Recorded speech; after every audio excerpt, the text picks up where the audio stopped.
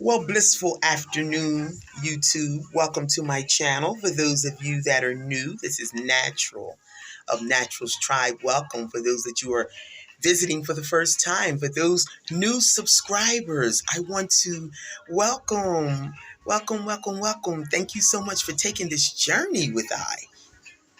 So, I'm in my village today, and I just wanted to share with you guys that I had made this beautiful video yesterday, and it's still sitting in my cache, whatever we call it. It just won't let me upload it. It was actually the handcraft videos that I promised I would make, and we would decide if it was going to be a series. The wire wrap session number 2, because we did number 1, and it was wrapping a beautiful earring similar to this one, and just the techniques, and hoping somebody would embrace it and possibly start their own business. But what it is, that's normally what my workshops entail, and it's about uplifting other people. But I'm just sharing, I was just trying to share with you guys a few things that I do to sustain myself while I tried throughout this lovely world, living on that lovely island of Grenada now, a dual citizen. And just things that I do to sustain myself and heal and sensitize others to healing. I share with you, I do the sea moss, I do the moringa, we ship out daily, and I also do the wire wrapping.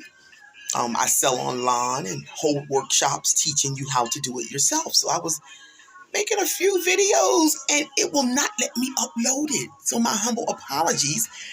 So I don't know. I'll try to get a video out today and tomorrow, and I'll decide. If you want another wire wrap session, say it and I'll give it to you. Other than that, I'm not messing with it. The universe would not let it happen. But I do have a important person here today in my life on island. I've known him for quite some time, a couple years. I've been on island now 5 years. So he's one of the elders in our community. And I said, let's chat with one of the elders and let's just see. So we're going to allow him to introduce himself, because there's nothing more important in this world, at least to me, than our elders and our youth. And they are our future. Our youth, our elders have paved the way for us to be and do what we do and where we are. So without further ado, I will allow him to introduce himself. King, you ready? Mm-hmm. So who are you, King? Who are you? I am Chester. I am Rasta Manchester. Yes, Rasta Manchester. Which I'm so proud to be. Okay. Yeah. And let's all be mindful of to give the Almighty praises, Emperor Haile Selassie, Jah. Rastafari. Yes. Forth. Let him be exalted at all times in the way inspiration, wisdom, and understanding to endure our lives. Okay, Yeah. So Rasta Chester, we thank you for that introduction. So who is Ross Chester? Ross Chester. You've been around for a while. It's clear you had that wisdom look on you. I'm so honored to be in Grenada. Should I be? What has been your experience? You're born and raised here in Grenada, is that right? Yeah, I was born and raised here in Grenada.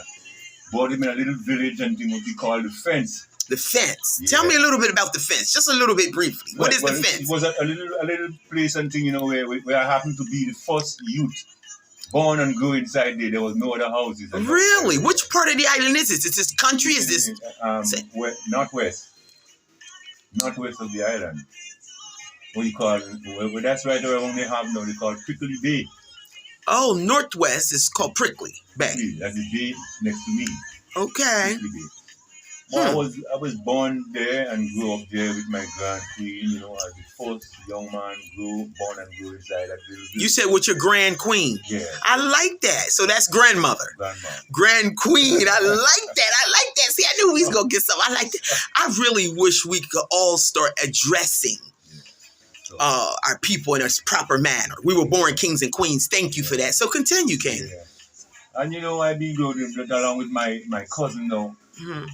Oh, she's a young lady. She's now in England. Mm-hmm. We've seen her not here for a lot of years now. Mm-hmm. But I remain, as the youth, go with my grand queen there, and Mm-hmm. now I am there. We grew after the grand queen passed away. Then my mother was there Mm-hmm. with my sisters and brothers. Mm-hmm. So we all grew from that. And now it still remains a little community where, we establish ourselves in a nice way. I would say, Okay. Myself, my brothers. I You got come from a 5 big brothers. family, King. Yeah, I come from a family of 10. Oh my, where do you fit in there? Beginning, I am in, middle, what? beginning. The beginning. Yeah. There Okay. there was one before me who I happened to be the second of the first. I Okay. started first, Well, let me ask you something because we're talking about our elders, the importance of you guys. And I was always raised to honor and respect mine. Do you see young people on the island? Because in America, where I was born, is horrible. Yeah. Do you see young people on the island honoring and respecting their elders in the manner that they should? No, well, that's one of the problems we have here right now. Really? Really. And this is not, and it's not good. Okay. It's very important that we respect and honor our elders. So do you experience that? Have they disrespected you? Have you ever been disrespected by a young person? Well, I look for respect from them. So what I do, I make sure I give to them. Yes, it is important to give and get. To them, so that you get from them. And if you give to them and they didn't give you in return, then you have all the privilege to let them know what they're dealing with. Ask them what they're dealing with. But because, so in other words, we got more work to do. Yeah, we still got a lot of work to do as elders, man. A lot of work to do because many of our young people, they are not with it. So Baba, wait a minute. Have you ever left the island? Have you lived anywhere else besides islands, or just islands only? I only went to Trinidad. Okay, next door. Okay. About 3 times I went to Trinidad. Okay. Then, our small island, Carriacou, that is here still. But I've never went anywhere further than that. Okay. Traveling to the United States or to. But I got a lot of friends out there. Okay, let me ask you something because you just talked about your grand queen. I love that. Yeah. Now, so you got to experience grand queen, grandmother right now, and I know your grandfather. So, our parents, surely our grandparents were closer to slavery than us. Did you ever get any stories about being stolen African from Grand Queen? Was she able to share any stories, or did you not have those conversations? No, I never had that with her. Okay. I had a conversation with her where she explained some of her life to me, when she grew up as a young girl, what she went through, what she experienced. Okay. And some of the things she even told me sometimes she had to get in fight and all kind of things, Okay.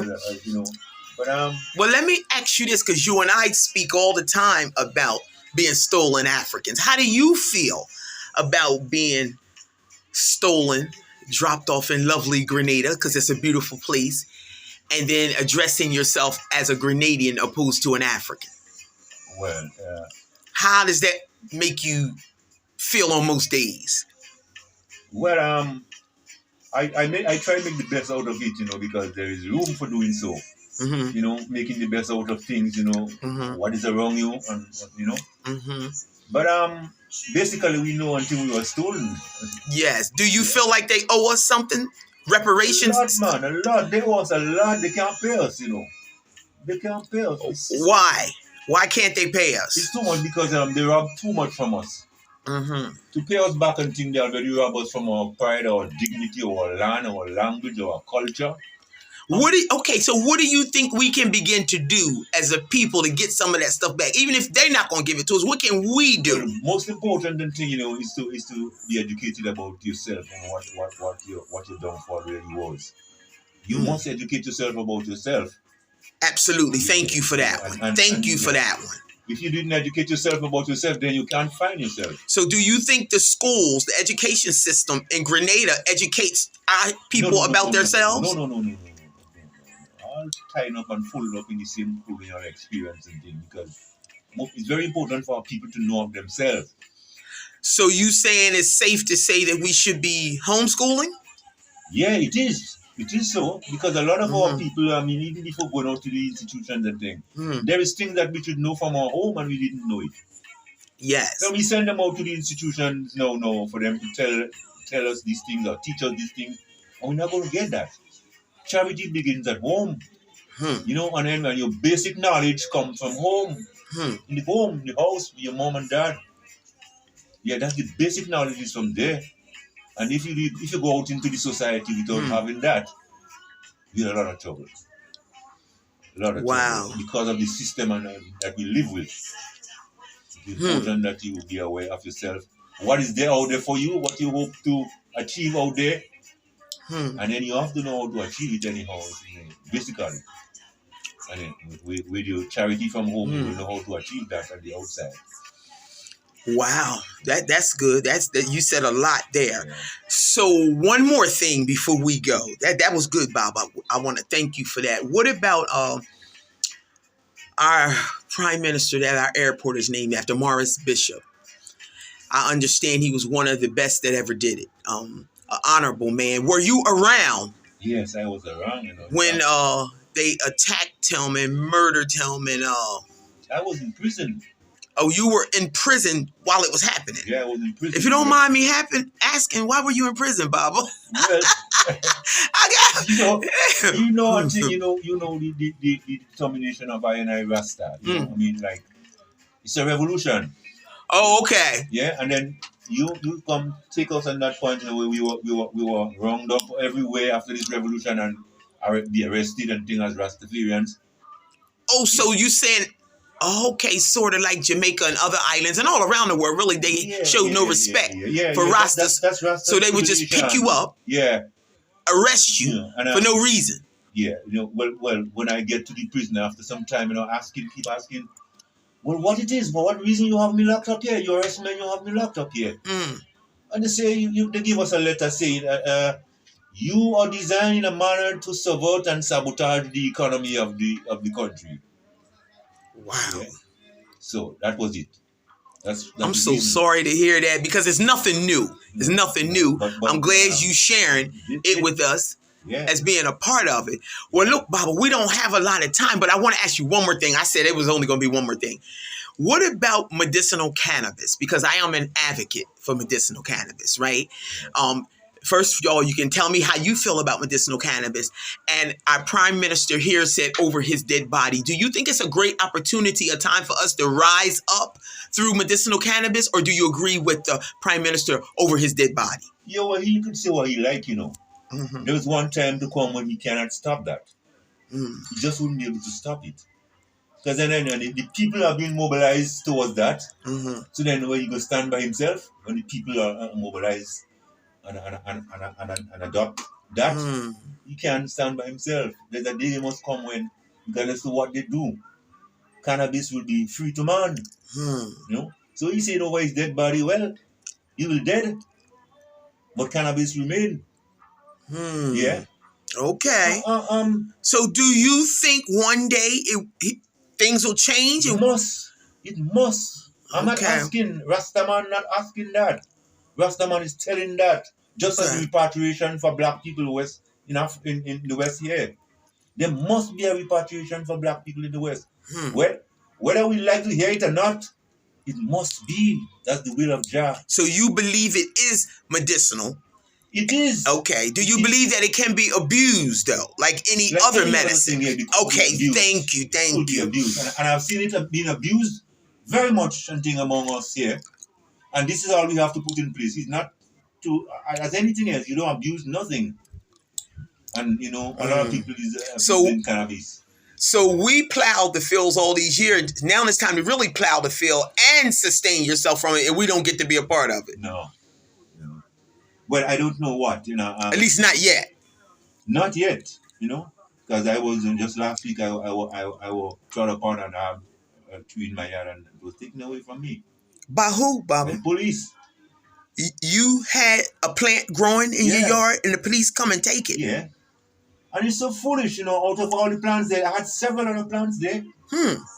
But see them. So somebody had to report it because you live in a secluded, nice somebody did. bush. Yeah, somebody did. Somebody did. Oh, I'm sorry to hear that, Baba. And it looks so ugly. It looks so ugly here, and I'm wondering what our prime minister is thinking about. A young man who grew up from young, grew up with his father in the land, grew up in this way, in this simple and natural way he born and grew. But yet here him in a position where now him have to liberate himself and liberate simple things to the simple people. But then he's fighting against it. You know, we should have been the first country in the kind of Western Hemisphere to legalize the cannabis. I feel like, and instead we're the last because Jamaica had a great ceremony. Trinity is over there doing their thing. St. Vincent next door is doing their thing, and we the last. But I really don't think we can be a part of a CARICOM system and be the only one outside of it doing something so neurotic, like not. It's so foolish because embracing it. The UN is the UN. I think the UN passed that order that to the Caribbean countries that they should make use of it because it's worthy and it's there for medicinal purposes. The healing, of people. Healing of a nation. Okay, well, look, Baba, I'm sorry. We got to go, but I can't tell you how much we appreciate you. Thank you. Until next time, love and respect. Rastafari, Baba. Welcome, my dear sister.